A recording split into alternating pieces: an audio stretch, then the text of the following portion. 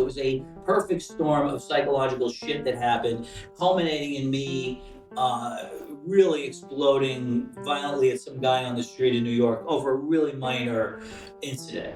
And that was the first day I went home and to Rachel, I said, I don't think I'm okay. I think I'm not. As much as I say I'm okay with the whole HBO thing, I don't think I am. I almost killed somebody right now who made an offhand remark about, and I literally chased this guy down the street. With 2 guests this week, Dear Family was twice the fun, twice the inspiration, and just so good that I couldn't cut anything out. So I'm breaking the episodes up into 2 parts, both released the same day, so you don't miss a thing. Enjoy part 1. Dear Family is a podcast hosted by Rachel Steinman, a writer, an educator, and a mental health advocate. And Rachel gets us up close and personal, so we feel a strong connection, familiarity, and comfort with her guests. So settle in and join us as we search for true healing and journey with Rachel and her most interesting guests. Hi, dear family and friends. Get ready for another inspirational and eye-opening story. Thank you so much for listening. And if you aren't already doing so, please subscribe and share Dear Family. It means the world to me and makes all the difference.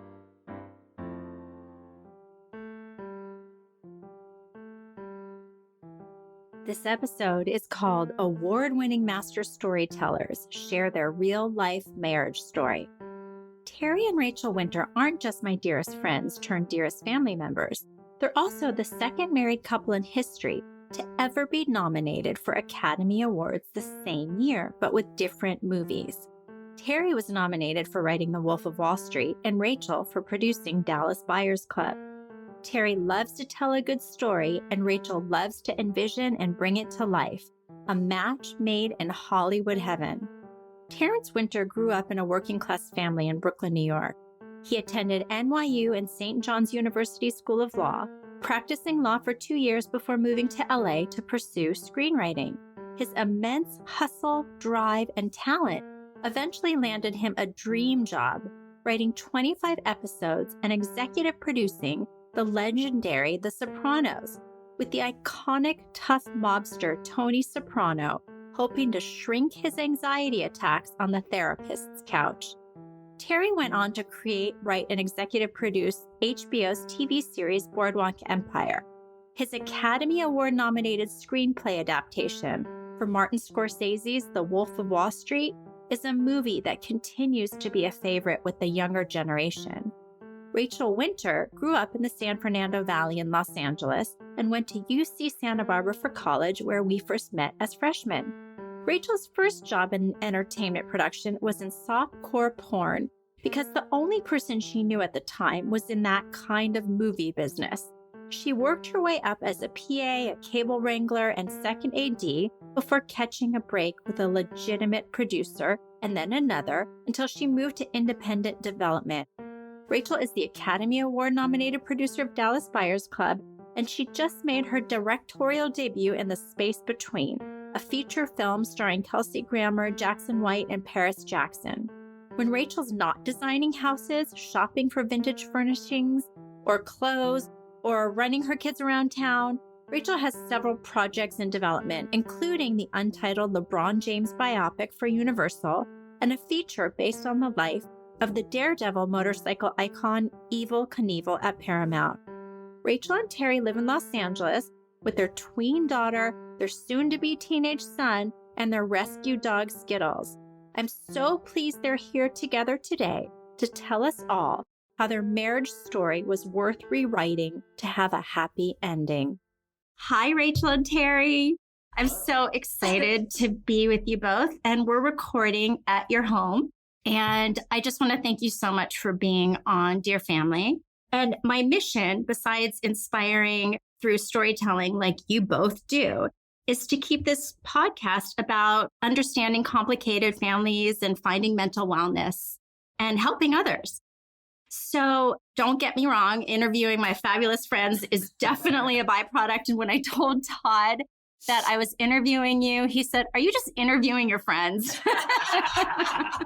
And I said, "No, really." I asked them, "Can we talk about some deep, important subjects?" And I'm Maybe really we need to ask Tom. Maybe Yeah. Tom doesn't think we're interesting. He's no. wondering I think he why. just was impressed that you were willing to open up to me, and I'm really grateful. So thank you happy to so do it. much. We're so happy to be here. So, because of course this podcast is called Dear Family, I'd love to hear from both of you just a little bit about yourself and about your family.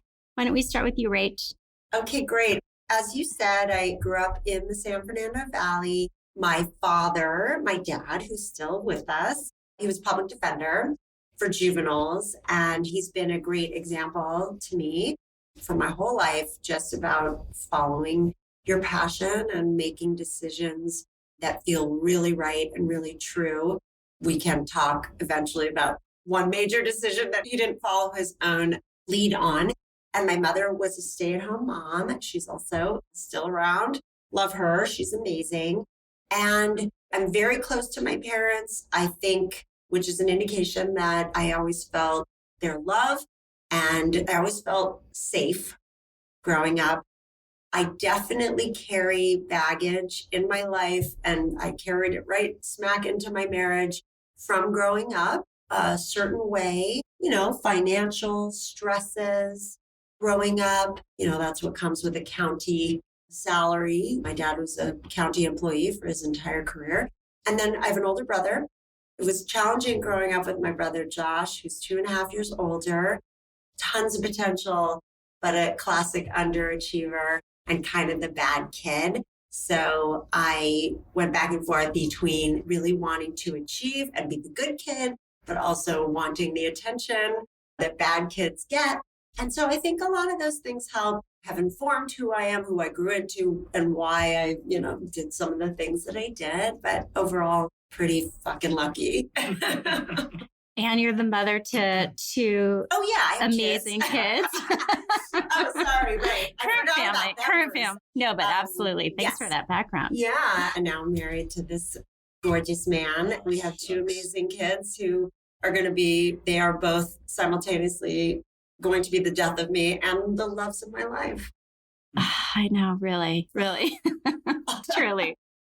So we're sitting in the kitchen at a round table, and I get to look right at Terry and ask Terry, tell us about your family and what it was like growing up. I grew up in Brooklyn, a little older than Rachel. So I grew up in Brooklyn in the 60s and 70s. I'm the last of 5 kids.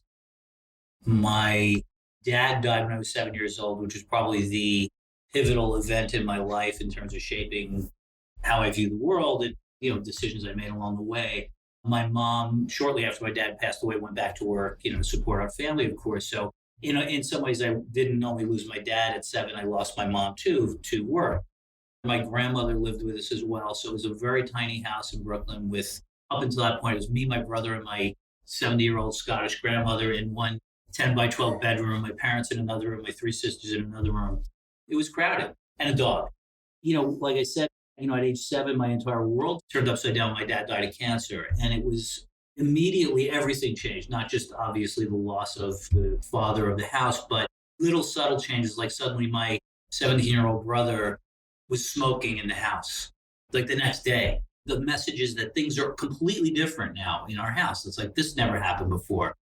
All of this different dynamic. Suddenly he was in charge. He was the man of the house, and my dad was gone. It was just this incredible period of bereavement that nobody really talked about. I didn't really know. I kind of sensed it was coming, but there wasn't a lot of conversation about it.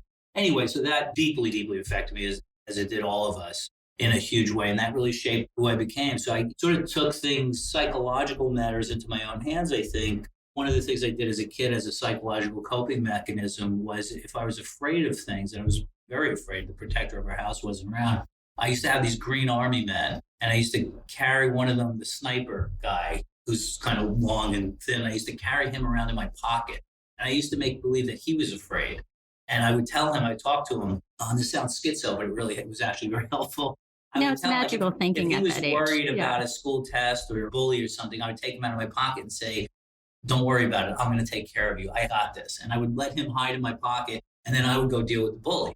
Or I would go deal with the test. And then on the way home on the bus, I would take him out and go, I told you not to worry about it. You're such a pussy. Why are you worried about everything?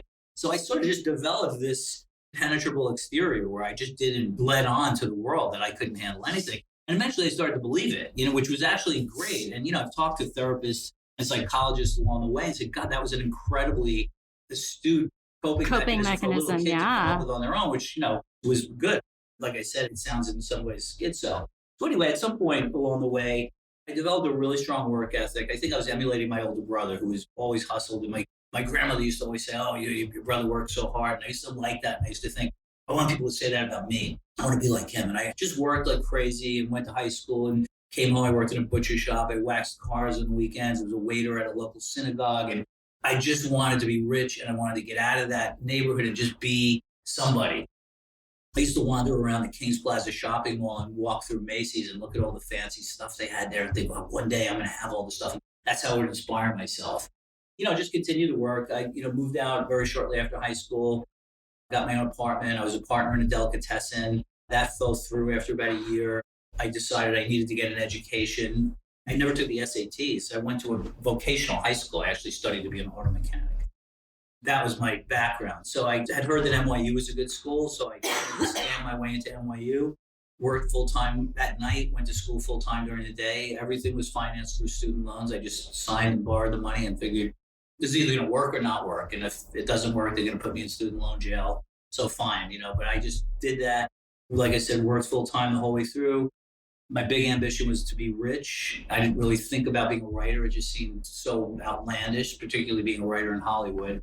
So I went to law school at night, worked during the day, graduated, practiced law. Within 2 hours of my first day, realized I had made a grave, grave error and hung on for 2 years and then quit that, moved to LA, began to pursue my writing career at age 30. But there was still that real internal drive. My God. I mean, that's incredible. Wow. Do you want to talk about your wife or your children? No, I'm just kidding. You covered that. You got that. You covered that, Rach. We're good. All right. So Terry, I'm going to get back to your childhood in a second. But Rachel, can you tell us a little bit about that moment that you referenced about your dad becoming his authentic self and what that was like? So 8 years ago, we had this really wild experience. My mother, we were living in New York at the time. My mother had come out and visited us a couple times. She looked really skinny. She didn't look good. And she seemed more herself than normal. And she finally, it was our son's 4th birthday. And my mom and dad, who had been together at this point for almost 50 years, they'd been high school sweethearts. They sat us down. Terry and I were both anticipating they're going to tell us that she's sick. They said, we need to talk to you. We sat down preparing for that more expected cycle of life moment, especially she just looked not good. They said, we have terrible marital problems, really extreme marital problems. And then my dad said, consider myself bisexual. And we were like, Terry always says, that's it? That's the big news? Yeah, oh, thank God. Your mom has cancer and it's like, you might be gay. Great. That was such great news. We had to totally deal with that.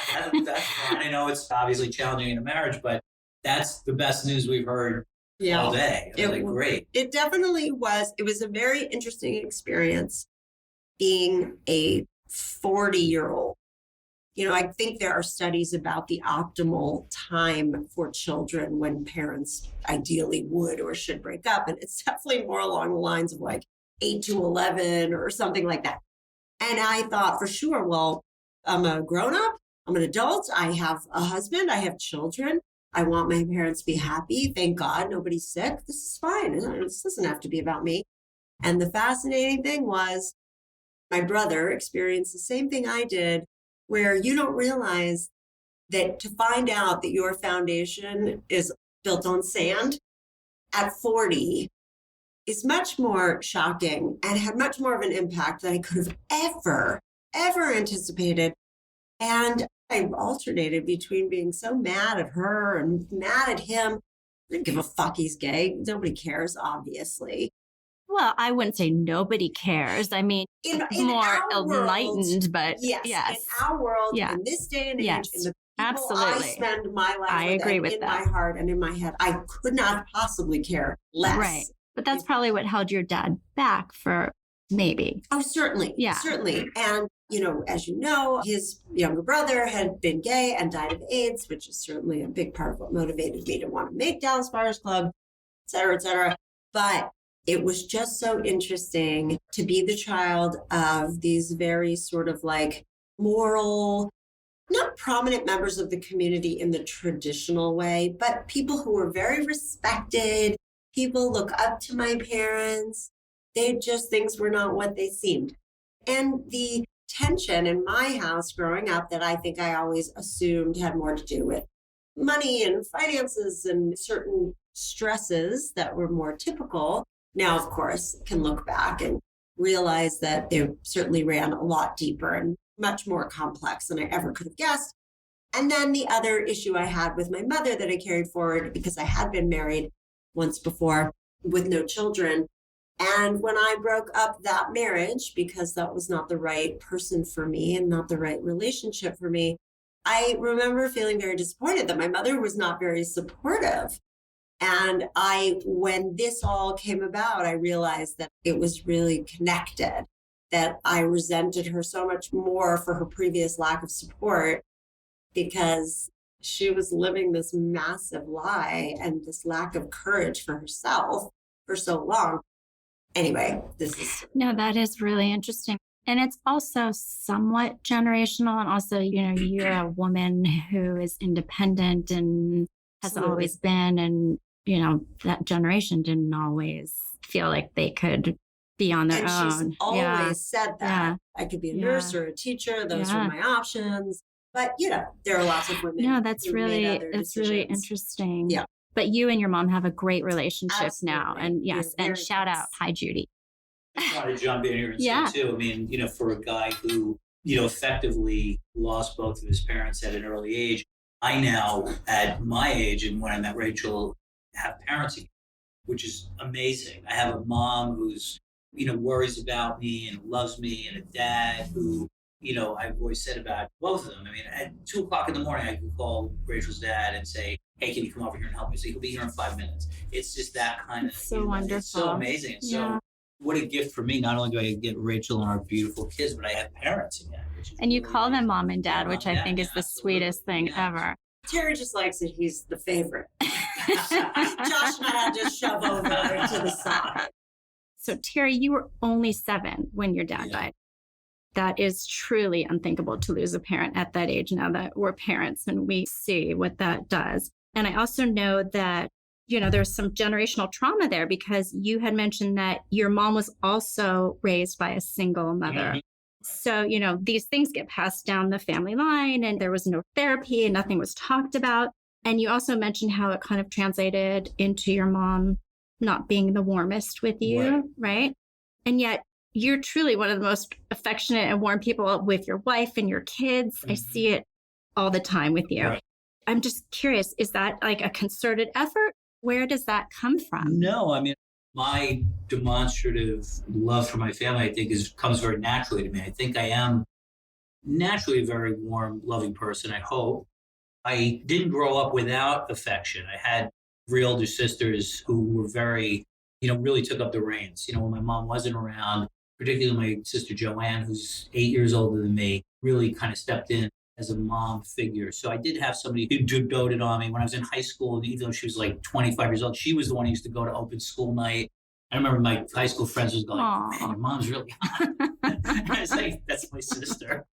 Yeah, she was the one who was expressed pride in me and stuff and would, kind of fight my mom. My mom, to give her credit, we had not a really good relationship at all. But put yourself in this perspective. She's 43 years old. Her husband dies, no life insurance. She got 5 kids. I'm the youngest one by 7 years. Pretty sure I was not an easy kid. No. She needed this like a hole in the head. So when she got home from work at the end of the day, she just wanted to be left alone. Because she never dated again. She just wanted to read and be alone. I'm sure she's probably exhausted, right? Yeah. Nothing more. Every conversation, if I needed her attention, I'd be like, Ma. She goes, what? And I go, can I go? Whatever. And she just wanted to read her book or whatever it was and just didn't want to deal with me. And, like I said, her mom was a single mom. My mother never knew who her dad was. Her mom was not physical at all. So it was this coldness there. it was very challenging growing up in that way. But again, I had my sisters who were there for me and still are, so that made up for it. In terms of being a parent, the effect of losing my dad at 7 it sort of reverberated in a lot of different ways. I look almost like a twin to my dad. I sound like my dad. I have my dad's sense of humor. So many people, my dad's friends say, oh my God, you're a carbon copy of your father. So in my head, growing up, I always thought, if I'm a carbon copy of him, I'm going to die when I'm in my early 40s. So I didn't have kids until after I passed the age my dad was, because I couldn't imagine. And I swear, I don't think I thought of this consciously, but the idea of leaving my children without a dad and having them go through what I went through, it was not worth having kids. But then when I passed age 44, I was like, this is my life. This is not his life. That's when I had kids. And, when our son turned the age I turned, I was when my dad died. And I remember thinking, I cannot imagine not being part of his life from this day on. How unthinkable that is. And now he's almost 13 and he's had a dad 6 years longer than I had at this point. And it's really amazing to think. I'm conscious of the fact that it was a horrible thing, but growing up, I was like, yeah, things happen and it's okay. And I dealt with it and I made my way in the world. But to look back now and see the relationship I have with him and our daughter and all the stuff we do together and how close we are and the jokes we have that we share and all of our little inside things, it's just, man, I was robbed. I was fucking robbed.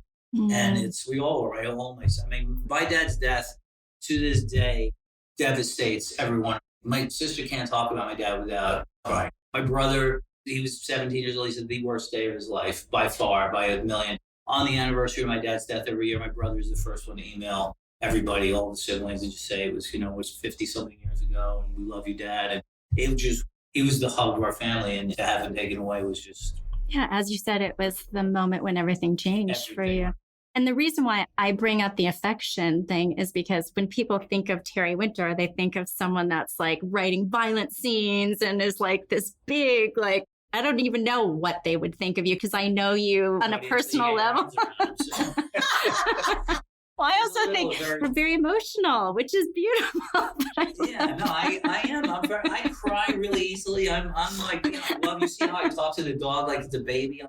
Yeah, well, that's what we always laugh at, the way you talk to Skittles. It's like you would never know that you wrote Sopranos. I can turn on a dime. Yeah. I really can. Oh, yeah. So, okay. So, well, Terry, growing up in your house, you mentioned it was always chaotic. And you just said how you lived in this small little space and you felt a bit embarrassed by it. Yeah, it was really messy. My mom, again, like I think her deal was she's going back to work. And she's putting food on the table and that's it. And then and everybody else was kind of a free-for-all. So the house was always messy, always disorganized. And once I was old enough to be conscious of that, and I started to visit other people's houses, it made me even more embarrassed. The other thing, like when I was 13 years old, I was the delivery boy for a butcher shop, which was really interesting for me because I started to see how other people lived. I was in homes every day. I was in 10 new houses waiting to get paid and looking around and seeing like, oh my God, people have nice stuff and it's so clean in here and it smells so good. And I go home to my house and it's like, God, I didn't want to have my friends come over there. So I would try to clean up as much as I could. And I think it just made me feel better. And I slowly started to develop, I think what I like to refer to as a productive form of OCD, where I am very organized and very neat, but I need to be that way to make myself feel good. If I walk into a messy environment, particularly if it's my own environment, I get really uncomfortable. It just makes me not comfortable. So I can't focus. So I can't work unless things are organized for the most part. So that's a direct result of being a kid in a chaotic house. I just needed to make my world right. When my mom died, we were going to sell the house. None of the siblings wanted the house. And the house was really kind of the worst house on the block at that point. And I spent months. I said, the smart thing would have been to just sell the house, just as is. And I said, no, I think it's much better if let me get in there, spend months fixing it up, and then we'll sell it. And what I did, not consciously, I, from top to bottom, painted, put new ceilings in, landscaped, did everything. It took me several months, and then we sold it. I had to psychologically make that house okay, where I wasn't embarrassed for it for one day. Then we sold it. I didn't realize I even did that until after the fact. I actually made an episode of Boardwalk Empire about that. Because Nucky does that with his childhood home, and then at the end he burns it down. I didn't burn it down. Oh, wow. I sold it. Wow, that is powerful. That all the pain that happened to that house, you can't paint over it. And it's easy, had to burn it down. Did you make a little extra money from it? So that's good. Your hustle was there. So that controlling thing, like where I need to control my environment, sticks with me to this day. And, again, I like to call it positive OCD because it's better than banging your head against the wall. You just clean the kitchen. However, when you live with somebody else who doesn't have that form of OCD and doesn't agree that everything has to be in order, it can create, I understand, a little friction. Right. Well, and we're not told. Yeah. Well, that's what I was going to bring up, because Rachel, on the other hand, is always like, she's the person that literally, I'm speaking for you, staring straight at you, has 10 balls in the air. Two of them are mine. And yes. Love that. So 12 balls? I don't know. And yet you're able to prioritize. It's the producer in you. And if you have to run out and leave dishes in the sink, you're okay with it. That's where some of the marriage friction comes from, would you say? Or I think so. And I think there are all these old cliches, opposites attract, or, and I think when Terry and I started dating, we really, and to this day, we're super drawn to each other, both for all of our differences and the similarities. Where it counts, we actually have a lot of similarities. And I'm so thankful for that, because you're in good shape if you can really be yourself, for all, like, warts and all. And Terry definitely knows every side of me. So we had issues as a dating couple. I think for us, it took a lot of time to really understand where some of our problems were coming from. is that what brought you to therapy? Yes, I would say when you love someone, you want them to be happy. And I desperately want Terry to be happy. My favorite sound is his laughing at something I've said. That's like just the biggest feather in my cap moment. But I'd also been married before, and I had also. Yes, we both had experiences, being married to the wrong people. And we certainly, for the most part, felt like, well, we've married the right person now. But we weren't always able, and no couple is, able to make each other happy. But for us, we actually do a very good job of making each other happy, but we were kind of too good at making each other unhappy. There is a distinction. There's a difference. So we're very lucky. We totally enjoy each other, totally make each other laugh, see the world very similarly in a lot of ways. But the ability to make each other unhappy was over the years getting a little greater and greater. So realizing that I was trying to be true to myself, I promised myself that when I got a divorce after my first marriage, that I would not be miserable for anyone.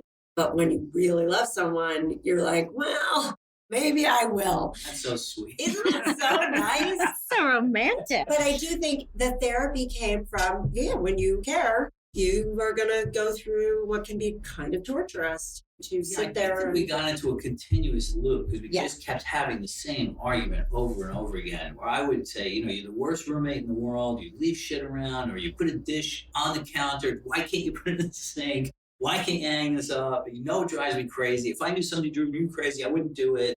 And it would be a constant, and it would get really upset, and I would really get mad. And I'd say, this is bullshit, and I get it. Okay, yeah, maybe I have OCD, but, why can't, if you know it, why can't you just accommodate me? And she's just not that type of person. So finally, it got to what we just, not that type of person to accommodate me. You're not that type of person who cares about the things I care about. Like the dishes. Okay. I'm glad you clarified that. Yeah, no, of course you accommodate me in a million ways.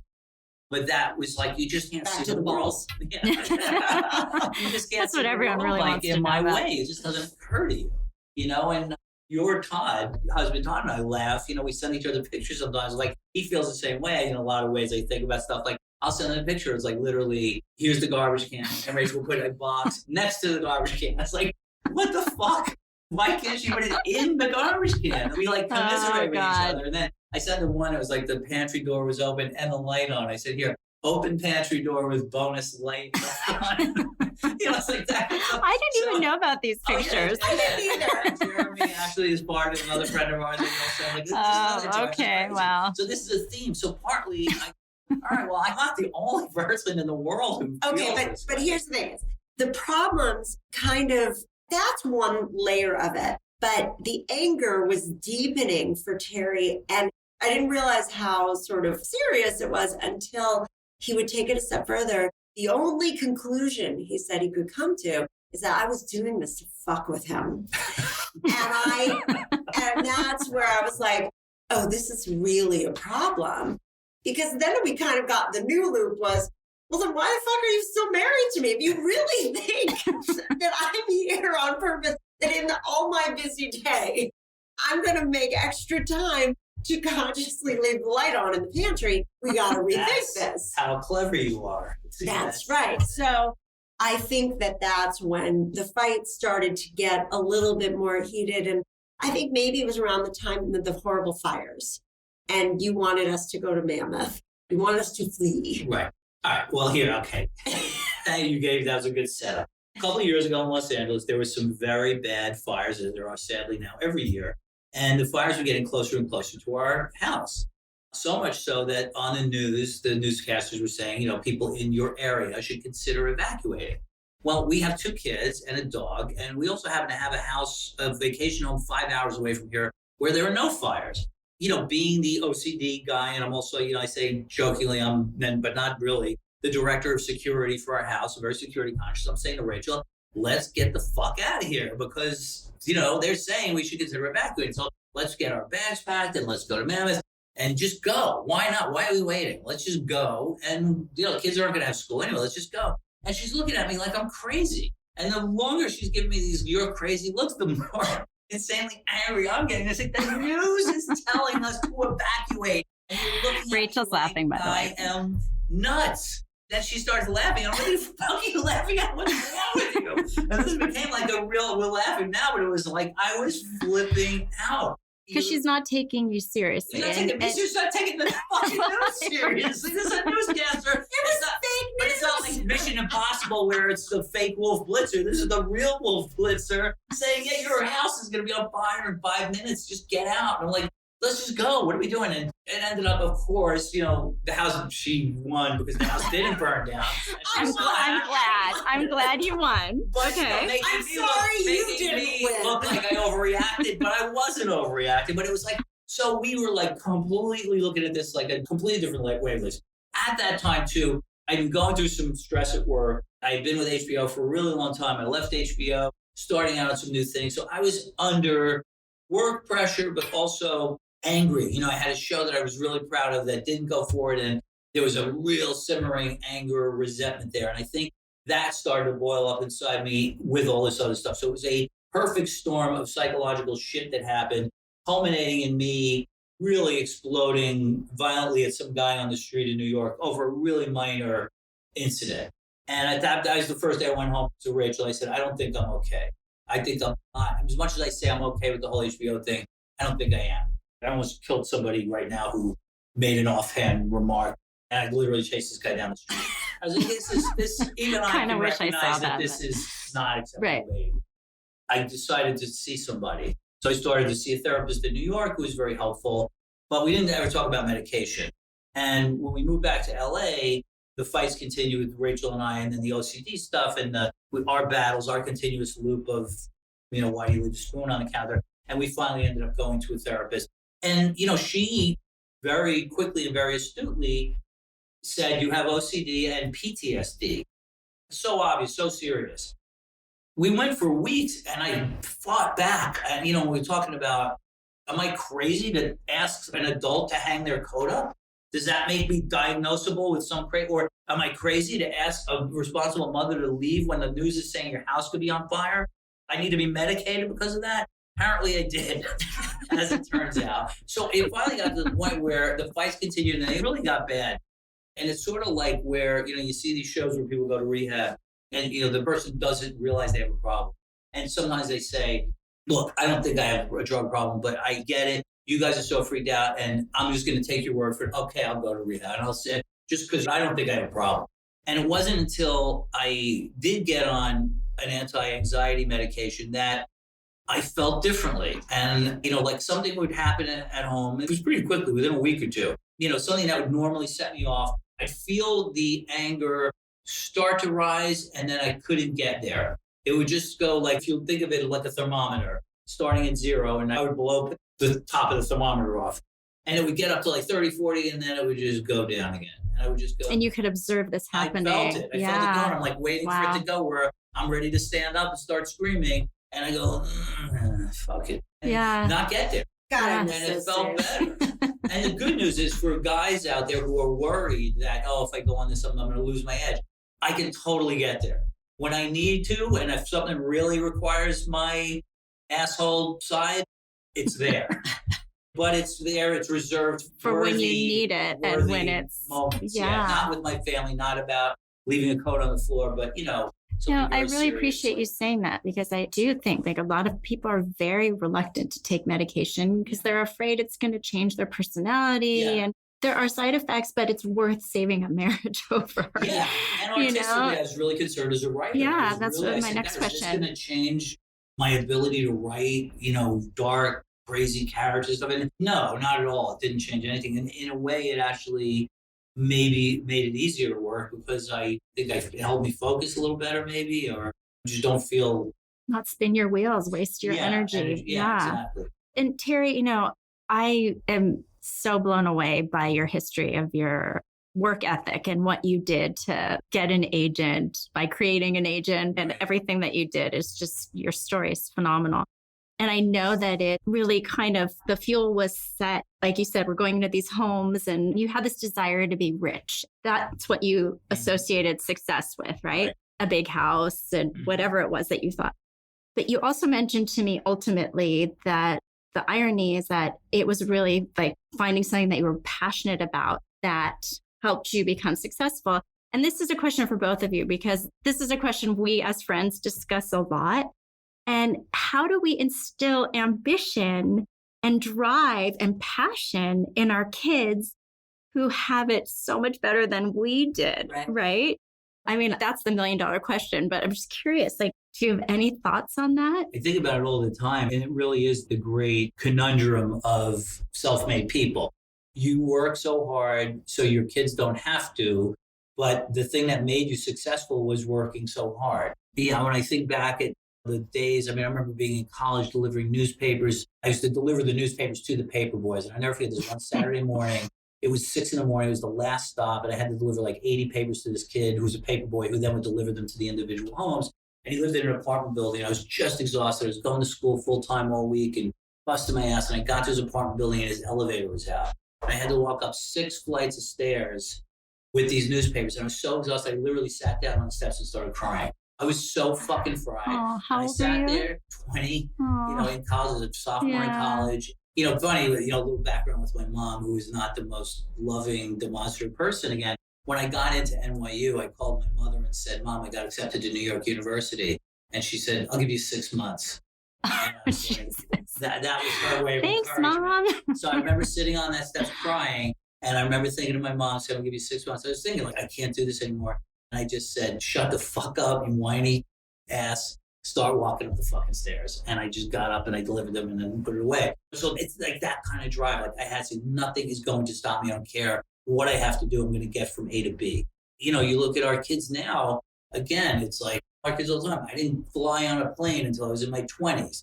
They've been on planes since they're infants, in first class.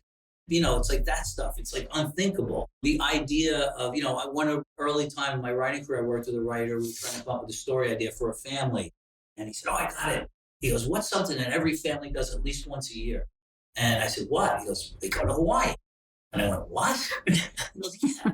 I go, I've never been to Hawaii. He goes, oh, come on. I said, I'm 35 years old. I've never been to Hawaii. He goes, get out of here. Your family. I said, no, we didn't go on vacations. We had no money. And he said, it was like what every family does at least once a year. So it's like that whole attitude is like, oh my God, I guess if you're, our kids may think people go to Hawaii every year because we do now, but we didn't then. So how do you do this? So one of the things I tell them all the time when we were in restaurants, I say, like, you see the guy busting that table? That's going to be you in a couple of years. What do you mean? You're going to do that. Last year, I told our son and daughter, we're going to wash the car. And our daughter said, I know how to go to the car wash. I said, no, I'm not talking about the car wash. We are going to wash the car. What do you mean? You can do that? Yeah, you can do that. This is a bucket. This is a And the funny thing sponge. is, like, those are the things that they're going to look back at and go, like, that was like, the best thing I ever did with my dad. Physical, yeah. I want you to wash this. I want you to clean, get used to this. We definitely connect on this because my first job I was 11 years old. I think so far so good. You have a crazy work ethic too. Yes. And I think that's something that we, it's really, we can respect in each other, that we both were cut from that cloth, that if you only be out of necessity, if you wanted something, you had to if I wanted a new pair of Chemendifer jeans, my parents couldn't just afford to go get them for me. So I worked and I understood that was, if you wanted something, you had to work for it. We are trying, and we've always tried to pay extra attention to that with the kids. I think one of our children is really getting that message better than the other one. I won't say which. When we moved to New York, I'd always heard about Manhattan. I think that's even in terms of the status stuff and the money, and it makes LA look like it's child's play here compared to Manhattan. And I got my hands on this book, The Price of Privilege. That was an interesting book, and it was helpful at the time. It just, if something sticks with you, they explored this on The Sopranos as well with Tony Soprano and AJ Soprano. And that's different. Those are mobsters and that kind of thing. But the point is the same, that no matter what walk of life, it's exactly what we've said. How do you instill that work ethic when they don't know from wanting? It's so critical. And it's super important. And Terry told me about, there was this kid in New Jersey who would drive around delivering pizzas, and he was doing it in his dad's Mercedes, but he was doing it. So whatever your family looks like, it's so important to try everything you can to give them that message that your life is not going to be handed to you. And it's also, you brought up this thing about Terry and wanting to be rich. And what did that mean? That was a sign of success. But I'm sure for him, it was probably the sign of a lack of chaos. It was a thing about security. It was something to be pride or something else. And get rid of the anxiety of worrying over everything. That's right. Yeah. I think that in this day and age where so many young people have anxiety, or maybe they always did, and now that we just put a name to it and can help people move forward, but all these young people, I think hard work and pride in themselves is helpful to reduce the negative stuff. Also, it's not just about positive and additive hard work equals. It's also taking away, I think, some of the stuff that they deal with every day. I think you're so right. It's also kind of having that sense of purpose to work towards, which is like a guiding light, makes you feel better, self-esteem, all that. Having the purpose is critical for psychological self-esteem. Of a person of any age. Yeah. That's what they say keeps older people feeling younger. Absolutely. Yeah, for so long in my life, my basic goal was, and I just put it very simply, I just want to have my shit together. And I think you and I talked about this. What that meant to me is, how wonderful must it be to have your bills paid, to not be afraid of bill collectors calling you, to have a car that starts, to have insurance, to, just have all that stuff where you're not looking over your shoulder. They just get to the point where, it's all taken care of. When are you going to get your shit together already? Come on. It's coming. So anyway, I used to deliver meat, butcher shop. There was this one house in the neighborhood that was on Ryder Street in Brooklyn, and it was my house was 1,100 square feet. And it was a 2-story house with 3 bedrooms, 1,100 square feet, really tiny. This house was probably 2,500 square feet, and it was really nice. It had a well-kept lawn. And I used to drive with a butcher bike out of my way to go down that block and look at that house. That was my fantasy. As my chubby little legs were pedaling that bike. I'm going to live in a house like that one day. Look at this place. And it was like the nicest house I'd ever seen. One day they ordered me for the butcher shop. I got to go in it. And their carpet was so clean and it smelled great. And they had a bowl of fruit on the table. They had art on the wall, which we didn't have any of that stuff. And it was like the fantasy just went like into the stratosphere. Like, oh my God, this is like the nicest thing ever. And it was just such fuel. And it's funny. I look back now, I'm sure it's a lovely house, but to look at where I am now and go, God, there was a time in my life where I thought that was the pinnacle of what I could ever achieve. It's really amazing, but you get vision, you get your ambition. And you have to admit the pendulum has swung too far now. I'm like, killing us with this new house. Oh, we'll talk about the new house in a second. But that just makes me think of like on the opposite spectrum is why it's so important to take like inner city kids outside of their concrete jungle and expose them so they have something to dream about and something to look at. And when I walked through there and like I never saw stuff like that. It was just wow. I was like, this is this is possible. This is possible for me. I'm going to talk about The Sopranos because it's just so beloved. It really provided men a good role model to seek mental health. I mean, it was like kind of pivotal, right? This dramatic moment of this strong gangster boss going to a therapist, right? This question is actually for both of you. Why do you think that Tony Soprano going to see a therapist was such a pivotal moment for not just America, but I mean, I think it probably rippled across the world. Listen to the next Dear Family episode with Rachel and Terry for part 2 to hear the answer and so much more. This is Rachel Steinman. For more information or to contact me with any questions, comments, or guest ideas, please check out rightnowrachel.com. That's right with a W. Thank you so much for listening, subscribing, and sharing, Dear Family. And if you found value in what you've just heard, I would love and so appreciate a great review on Apple Podcasts, Stitcher, or wherever you listen to your podcasts. Until next time, I wish you love, happiness, and good mental health.